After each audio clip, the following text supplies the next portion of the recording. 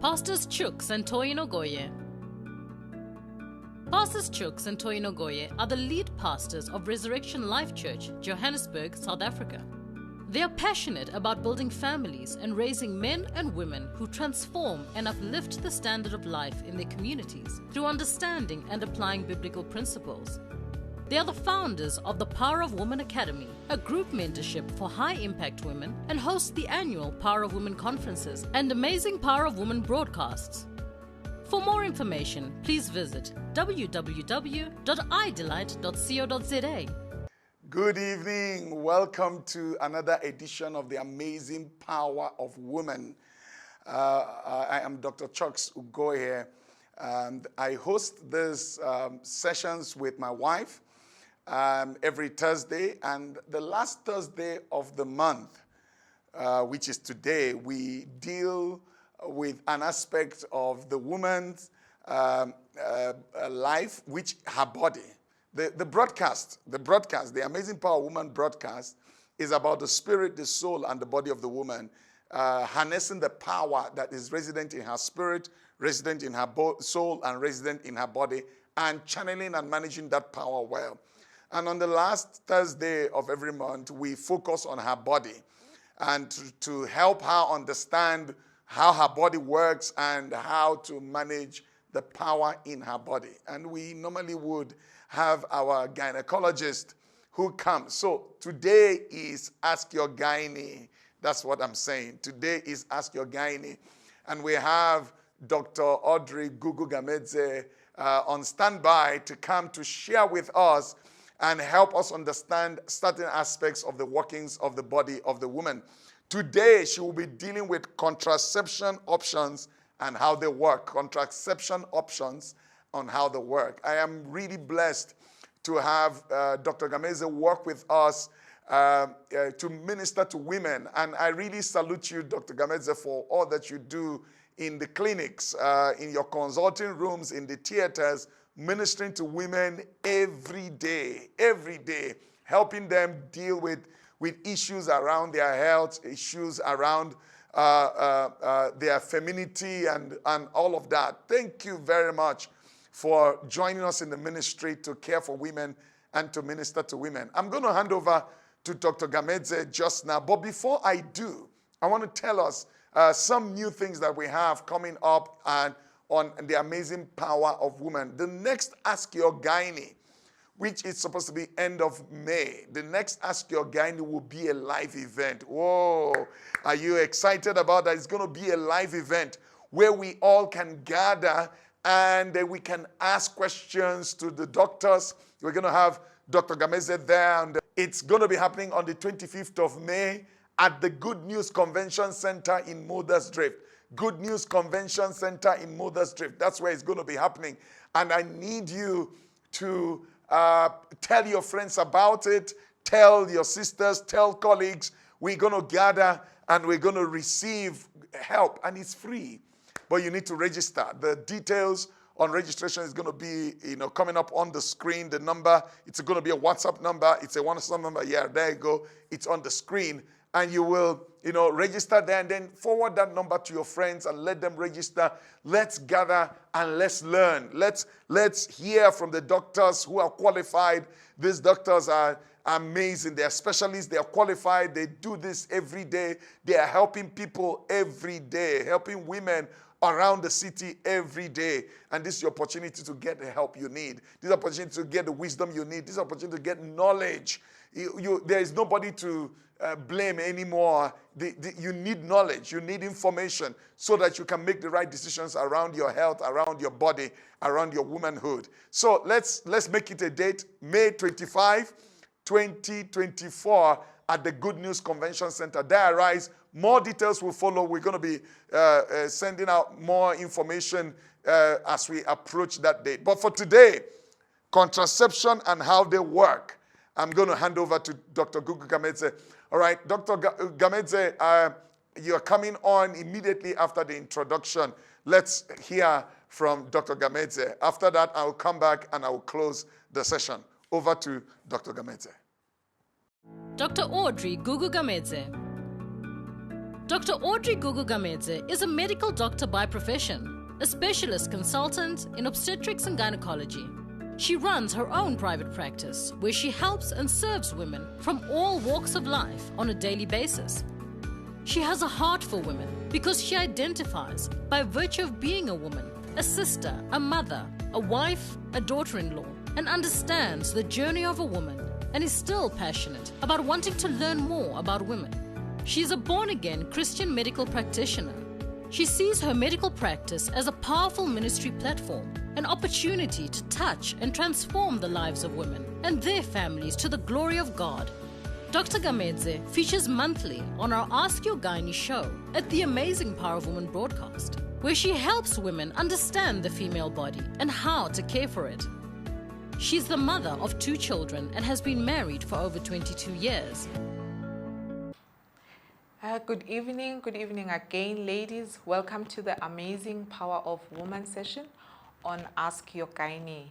A special word of gratitude again to my pastors, Pastors Chuk and Pastor Toyin, for yet another opportunity to teach the women how to take care of their physical body. As said, today we are discussing a very wonderful topic, very interesting, affecting all of us in one way or the other: contraception. We want to know, what is contraception, how does it work, and who qualifies for it? I love that one. Okay, let's go straight to it. What is contraception? To put it loosely, it is a way of preventing a pregnancy or pregnancies. And it is indicated mostly for families, people who would like to space their families, people who would want to plan when they are having children. So the common or the loose term for contraception is prevention. So you will be asked, what are you using for prevention? That means that what are you using to prevent a pregnancy? So for the purposes of this meeting, as always, contraception is for married people who are planning families. It is not for those of us who are not married. So what is the other purpose that contraception is used for? It can be used to allow the mother's body to recover in between pregnancies, and that's specifically applicable where you find that the woman usually loses a lot of blood or a lot of weight while after delivery or whilst breastfeeding. So a contraception will help to space that. Previously, what our parents or grandparents would do, they would send the men to a long trip of work, and that's how they would space the families. But we are very lucky that we've got lots and lots of options, which I will explore today to help us know how to use contraceptives. There are other uses, of course, for contraceptives, which are non-contraceptive. So that is, you do take the medication regardless of the fact that you do not have a family or you are not sexually active. So that is when a lady has got uncontrolled periods, or when a lady has got hormonal imbalance and has got a lot of acne, for an example. Contraceptives are usually used to balance that. Okay, before we talk about the different types of contraceptives, let's look at how do they work. I'll take you back to the lecture where we looked at the menstrual cycle. So most contraceptives work to influence the menstrual cycle. There's 2 or 3 different sites in the woman's body where they work to prevent a pregnancy. Number 1, it will be hormonally, where they will influence the hormones on the menstrual cycle. Number 2, it will be on the ovary. The ovary is the basket that contains the eggs, and mainly to suppress ovulation or to tell that basket not to give away an egg to be fertilized by the sperms. Number 3, it can work on the womb, where it will tell the womb not to make the soft mattress, which we would call the secretory phase of the uterus, where now it allows the fertilized egg to find rest and become a human being. The other part will be the fallopian tubes, where in the fallopian tubes, it makes the small hair that is found inside the tube to be very lazy and not propel the sperm forward or the egg forward to meet the sperm. So in that way, you find that the time that it normally takes a sperm to swim from the one end to meet the egg is much more longer. The last part is by making the mucus at the mouth of the womb, which is on the cervix, to be very thick and difficult to be penetrated by the sperms. So the head of the sperm is very sharp and it's very resilient when it comes to burrowing the mucus. But if the mucus is under the influence of the medication that we use for prevention, it becomes very, very thick and difficult to permeate. So those are the main ways that we have which contraceptives that go into the bloodstream work. The other forms, it is just to create a physical barrier. That will be something like a condom, which I will delve with in depth when we discuss the contraceptives individually. What are the types or what are the options that are available for contraceptives? All contraceptives are age appropriate. All contraceptives are not tailored per human being. It is usually trial and error to get what is the perfect one for you. My favorite one is abstinence. So when we talk to our daughters, we need to be specific in letting them know that as a means of contraception or preventing pregnancy, abstinence is the best way. To start off with, it is a very godly method that if you are not married, you must keep yourself pure. Purity in the flesh, purity in the heart, purity in your spirit, purity in your soul, that is very important. So abstinence is a form of contraception. It must be well taught to our daughters as a way of preventing pregnancy. Secondly, we can also use barrier. Barrier refers to the condom. It refers to the diaphragm. Diaphragm is no longer that common nowadays, but the condom is the one that is commonly used. So what a condom does is it prevents the male seed from meeting the female seed. So the male will leave the seeds inside the condom, and when the act is over, that can be discarded. In that way, a pregnancy is prevented. There are two types of condoms that we know. There's the male condom and there is the female condom. Female condom never gained that much popularity.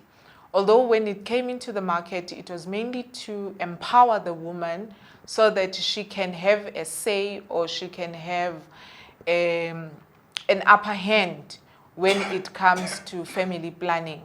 But because of how it was made, the size, the fit is usually not as comfortable as it would be with the male condom. So the male condom stayed in the market and gained a little bit more popularity. With the male condom, it is worth mentioning that usually what some couples would do, they would use the condom for the actual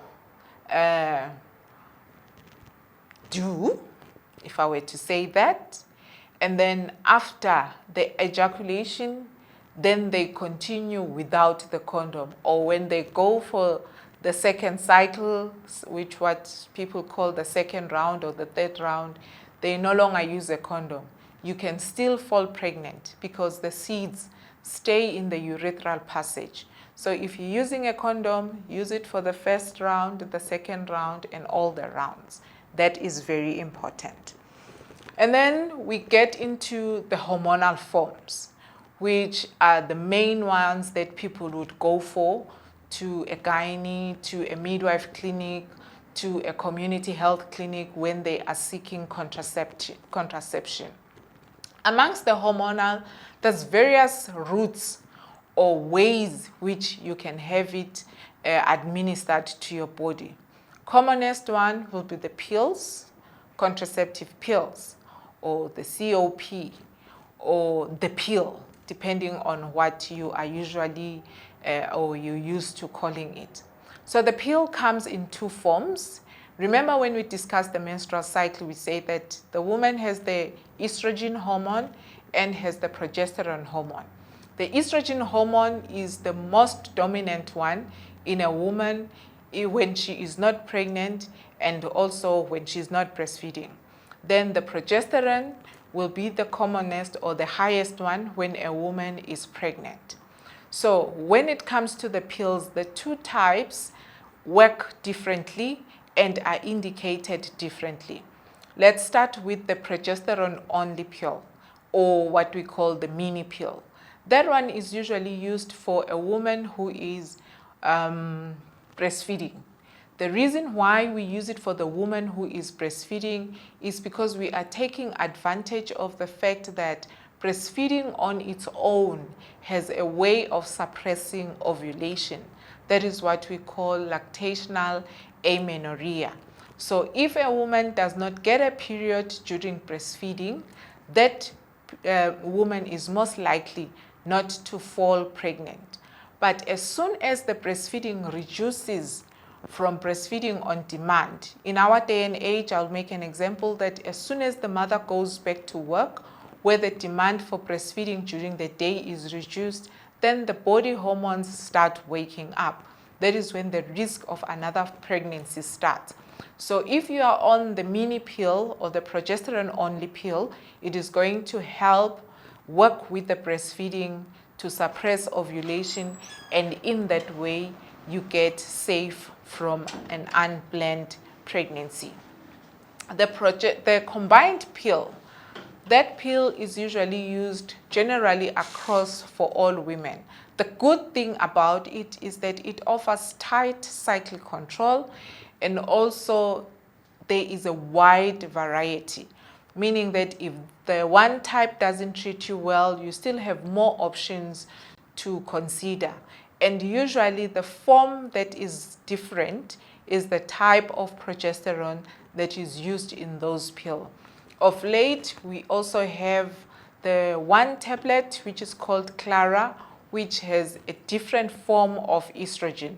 So now amongst the contraceptive pills, we've got two forms of estrogen and a wide variety of progesterones, which is what we use to adjust the medication if you have adverse side effects from the one pill or the other.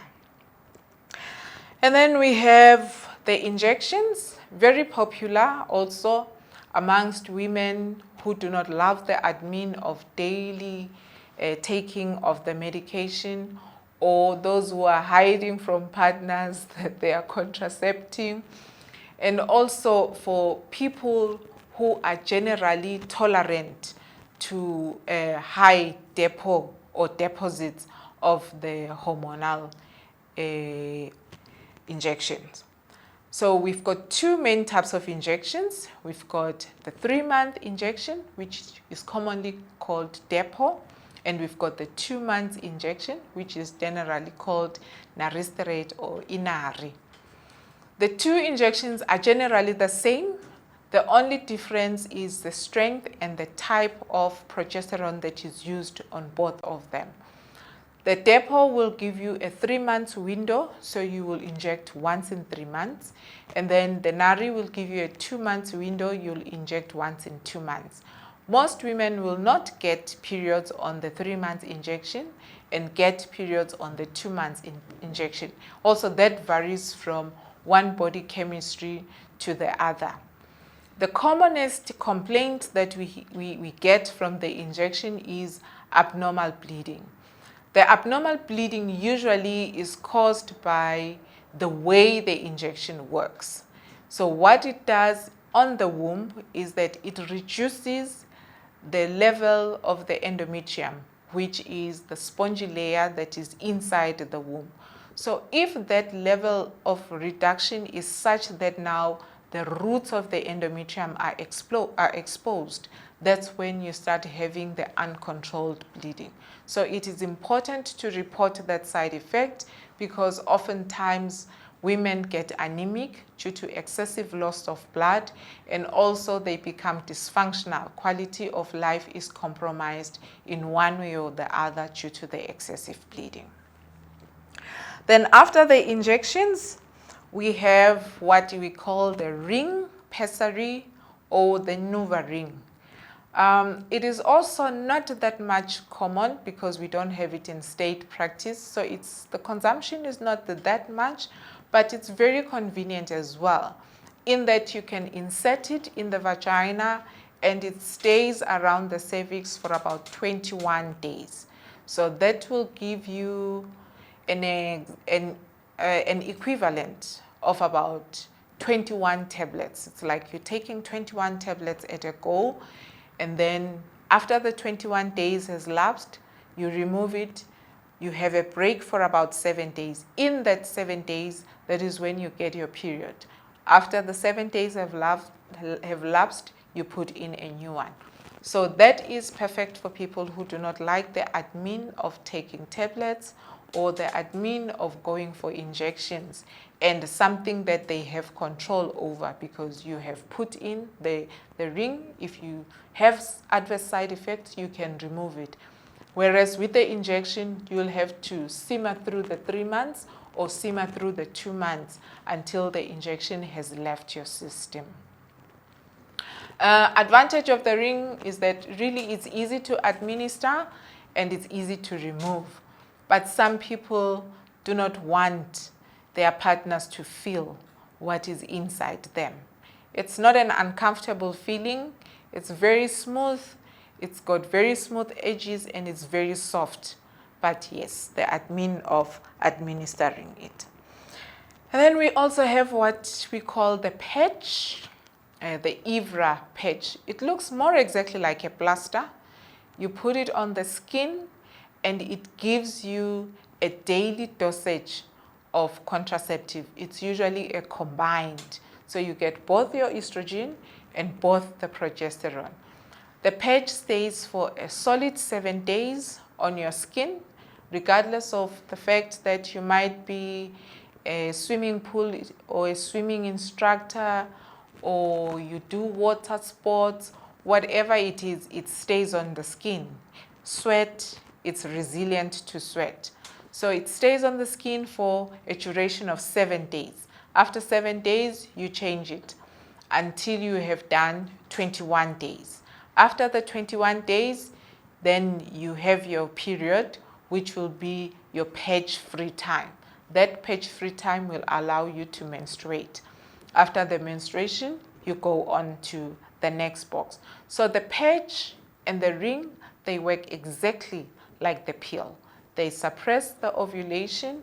They also allow you to have your period, which is very nice about the two. And then we also have the loops, the IUD, which is what I hear people call it, IUD, intrauterine device. That is a mechanical device that is put inside the womb. There are 2 types of loops that we have in our country. We have the hormonal and the non-hormonal. Hormonal, as in there is medication infused into the loop. When you put it inside your womb, it will stay for a duration of 5 years. In that 5 years, it is releasing a daily dose to the environment, which will be the womb, suppressing ovulation, thickening the mucus of the cervix, and also making the womb to be very, very uncomfortable for a pregnancy. So in South Africa, we have the Mirena and we have the Kaolin as hormonal IUCDs. What happens if I want to take the loop out before the end of the 5 years? Oh yes, you can take it out at any given point in time and return to fertility it's usually said to be within a reasonable time after you have removed the device. There are pros and cons, of course, around the return for fertility, but that I am leaving it as a room for you to take the initiative and discuss it with your clinician, who will give you much more information around that. And then the second device that we have is called the copper IUCD. Copper IUCD does not have any medication, but the copper itself acts as a poison against the sperm, which is spermicidal, and it also makes the inner part of the womb to be a war zone. Because it's a foreign body and it's got a metal copper, it attracts the fighter cells into the cavity of the womb. So inside that cavity, the fighter cells then recognize sperm to be foreign bodies, and they fight the sperms as well. So that is how the loop works. When we were training, most people had the conception of a loop is causing abortion. It does not cause abortion because the mechanism is such that the sperms should die before they even pass to meet the egg. So those that have tried to be clever and pass through, when the egg comes back fertilized, which is unlikely because once the sperms pass through the copper, we expect them to be not as potent or not to be as perfect as they would have been. But if fertilization does happen, the implantation becomes difficult because the womb is uncomfortable. It is a war zone. There's a lot of fighter cells there. They will recognize everything as a foreign body. So that is how the copper loop works. Disadvantage of the copper loop is that when it is inside the womb, it does not induce the plug, which is the mucus plug, to be thickened, meaning that it is possible to get, if one gets predisposed to infections, they can crawl up into the inside of the womb and cause what we call an endometritis. So it is important that if you have the copper IUCD, you watch how you walk, and if you are suspecting anything from your partner that he's not walking upright, please do use a condom on top of the loop. So the copper IUCD is very nice in that it stays for a period of 10 years. So if you want to decide, should I sterilize? No, I'm not sure whether I should sterilize. It's the right way to wait whilst you are sure of contraceptive. And then the disadvantage of the copper T is that for most people, like I've said how it works, it causes heavier bleeding. The reason for heavier bleeding is because of the way it causes the inside of the womb to be a war zone. So it attracts a lot of fighter cells, attracts a lot of blood to be coming around the womb, and hence the heavy bleeding. It doesn't change the number of days that you go for, but it does alter the severity of the period. After you've inserted it also, some people do get cramps here and there, but they do settle immediately, or usually with the next cycle, it has settled very well. So those are the common ways of contraception that we have. And I have mentioned a little bit on the lactational amenorrhea, which is contraception because you are breastfeeding. Let me qualify that again. It is more effective for people who are at home with the baby, a lot of time breastfeeding on demand, number one. Number two, not getting a period whilst breastfeeding. So that method can be effective. But if you get your period during breastfeeding, it is a sign that your ovaries have woken up. They are ready for the next job. The other conservative method that we use across some religions and across traditionalists is what we call rhythm method. With the rhythm method, it is important that a woman knows her cycle very, very well. So one, you would know when, as in the number of days that you take from one period to the other, which will be anything between 26 days to around 30 days. That is important. Secondly, to be able to monitor your body. You should be able to know when you are ovulating. You should be able to know by looking at your body temperature. Usually the body temperature changes around ovulation. It goes a little bit higher. And secondly, the cervical mucus. So the discharge will be clear like water, and it will be very sticky. So it will be like this long snot that when you wipe, it doesn't easily get wiped off. Then you know you are ovulating. So the rhythm method helps that around the ovulation time, you abstain from intimacy.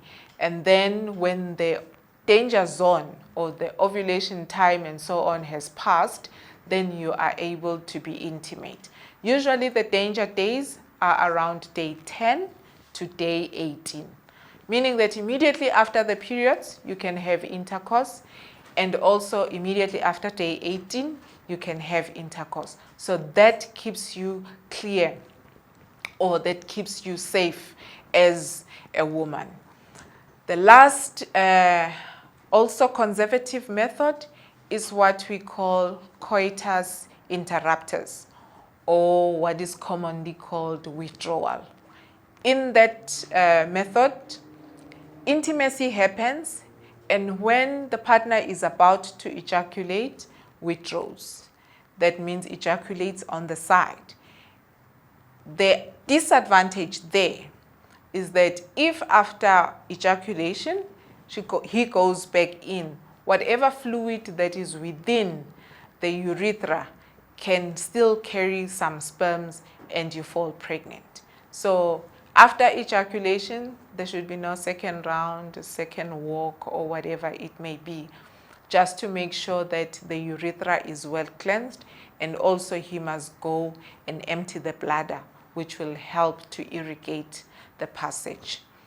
I think I've covered mostly what most people normally do to try and prevent pregnancies. Common side effects, of course, it's painstaking if you are injecting. Of course, there's issues about weight. Weight comes from usually fluid retention and alteration in the carbohydrate starch intake. Most of the contraceptives have got sugar as a base, and that usually alters appetite for some women. Abnormal bleeding, like we have said. Libido, may I please say that? It does alter your sexuality as a woman. Some women for, others against. Hence, it is important to see what it does for you. And then deep vein thrombosis, that is a big one, whereby you make clots on your legs, and that can go up to your lungs or to your heart or to your head, causing a minor stroke. So it is important to have an assessment before you start any contraceptive. Psychological issues, yes, it does alter the mood.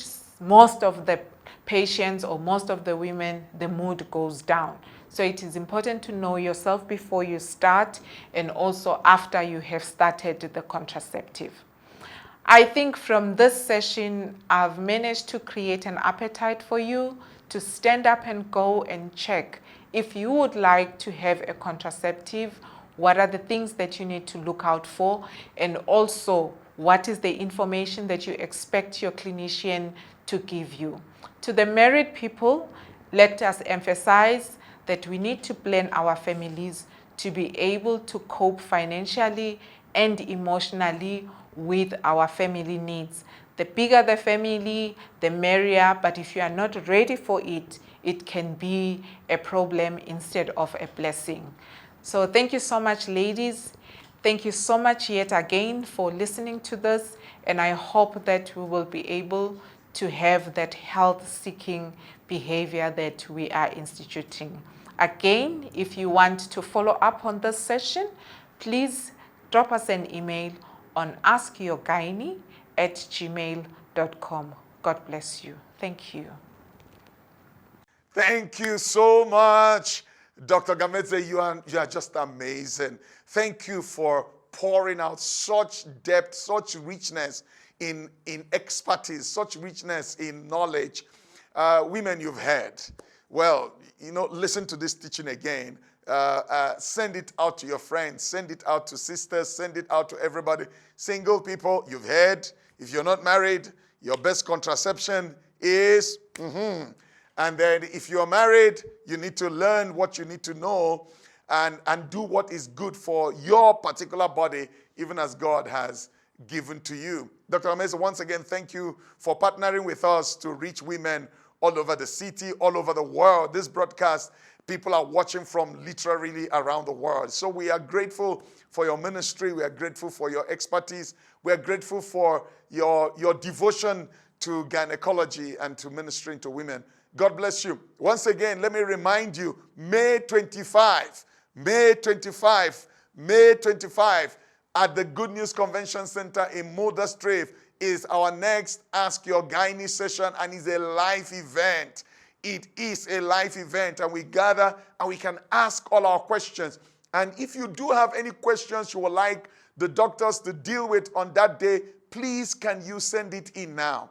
Can you send it in? The number is on the screen. Send the questions to the number on the screen, or you can email us at askyourgynae@gmail.com. Askyourgynae@gmail.com. Send your questions. Send as many as possible so that on that day, after the teaching, then the doctors can, handle the questions. All right? I'm looking forward to a great time on the May 25. Diarize. Send the word out to your circle, to the friends and sisters and colleagues, everybody around you. We are gathering at the Good News Convention Center in Modderstreef in Johannesburg. It's all the way on Bears-Nadia, off Bears-Nadia, all the way towards the N14 highway. God bless you. I look forward to seeing you on May 25. Till then, look after yourself. Protect the power you have in your spirit. Protect the power you have in your soul. Protect the power you have in your body. If you protect that power, the enemy will not be able to touch your power or damage your power or hijack your power. Protect, harness and protect the power that you got. This is why we do the Amazing Power of Woman. God bless you. I'll see you May 25 as we gather together for a live event on Ask Your Gynae. Good night. Bye-bye.